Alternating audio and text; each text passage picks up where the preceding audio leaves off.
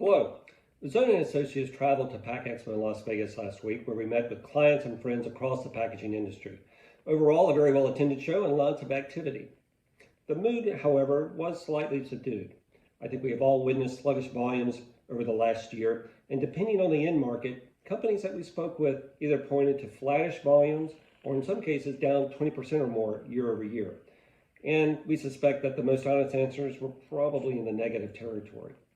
Now, many attributed this to destocking, that itself a result of the uptick in volume that we all enjoyed in 21 and 22. And while that may be true, it's time to retire this destocking excuse. There are only so many months and quarters that you can be destocking.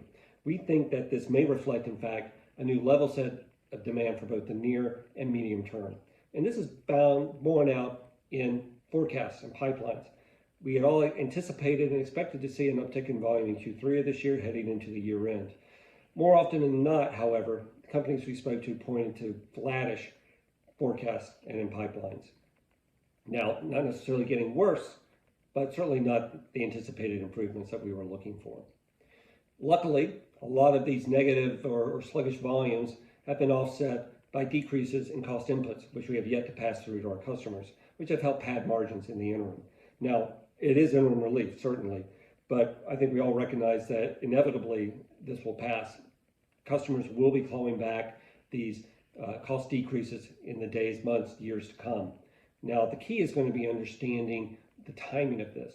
Will the rebound in volumes happen first so that the clawbacks are less painful to profits, or will the clawback happen first, which will really hit hard on packaging companies' profits and cash flow?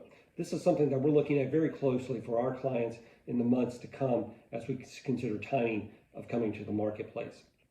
And to the point of the M&A market, as we noted in our Industry Insights newsletter earlier this year, on the aggregate, packaging deal volumes and deal pricing have been down year to date.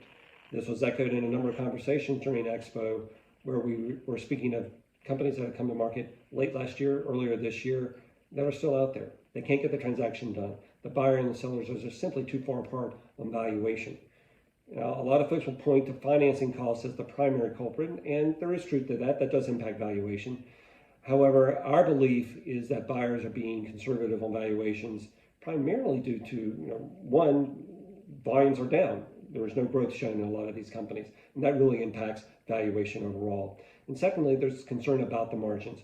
Is the data on margins sufficiently transparent where a buyer can understand, what is the sustainable margin of this business going forward in the longer term? That has a very deep impact on valuation as well.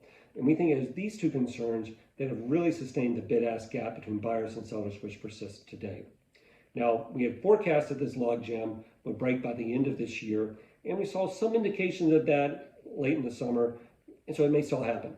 However, coming out of Pack Expo, our better bet is that deal volume will not see a sustained shift probably until Q1 of 2024, when deal makers finally recognize an absolute need to transact. They've got to buy, they've got to sell, and I'm going to find a way to get the deal done. Now, if you'd like to speak to Mazzone regarding our further perspectives on the marketplace, or to get our industry research on M&A and packaging, we encourage you to reach out to us at mazzoneib.com or at the link below. Thank you very much for listening.